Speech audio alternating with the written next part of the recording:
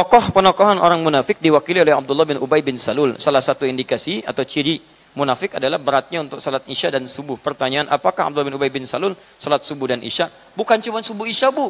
Ya, salat subuh, salat duhur, salat asar, salat maghrib, salat isya. Cuman masalah salatnya bermasalah. Buka Quran surah keempat ayat 142. Paling kanan sebelah atas. Innal munafiqina yukhadi'una Allah wa huwa khadi'uhum. Wa idza qamu ila sholati qamu kusala. 1. Yura'una nas. 2.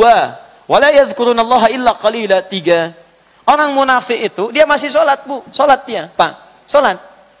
Cuman masalahnya saat sholat banyak persoalan dalam sholatnya. 1. Kusala, malas-malasan sholatnya.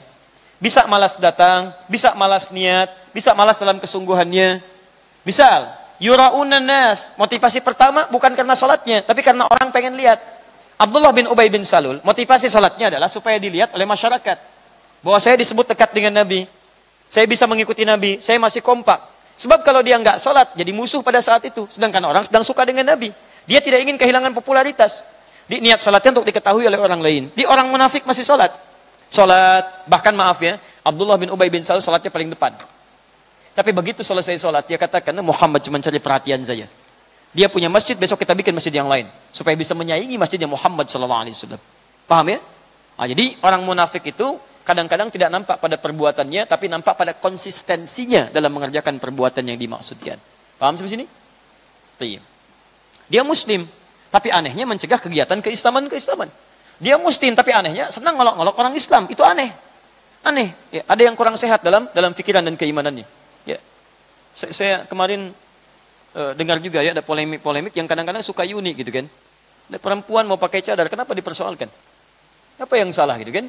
Kita lihat dudukan dengan tepat. Dan yang aneh adalah penggunaan bahasa mantik atau kaidah-kaidah ilmu logikanya yang tidak tepat.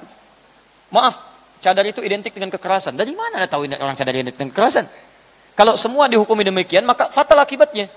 Baik, gini. Kalau ada yang menggunakan satu hal, satu perangkat misalnya, dan dia salah semua, maka kita katakan perangkat itu salah. Tapi kalau ada menggunakan perangkat yang lain baik, yang satu salah, jangan dipukul rata. Nanti kalau logika seperti itu salah semua namanya. Ada orang bercadar, perempuan 100 orang misalnya bercadar. Yang 10 berbuat maksiat, 90 orang taat. Jangan karena yang 10 orang ini cadar jadi salah. Kalau yang seperti itu logika yang digunakan fatal semuanya. Yang korupsi itu yang berdasi semua tuh. Maka mulai hari ini nggak boleh pakai jas pakai dasi. Awas lihat baik-baik. Yang pakai narkoba itu yang nggak pakai cadar semua. Maka mulai hari ini semuanya pakai cadar. Karena yang nggak pakai cadar narkoba semua misal. Maka logika seperti itu salah. Ya ada orang salat yang satu maksiat, yang satu taat. Jadi jangan dipukul salatnya salah. Oh ya jangan sholatlah, karena sholat itu bisa bikin orang maksiat. Anda jangan lihat yang maksiat, ya mungkin dia salah dalam berbuat sholatnya, bukan karena salah persoalan di sholatnya. Paham ya? Jadi kalau peci Anda tidak cukup dengan kepala, jangan potong kepalanya. Itu poinnya. Cari peci lain yang sesuai.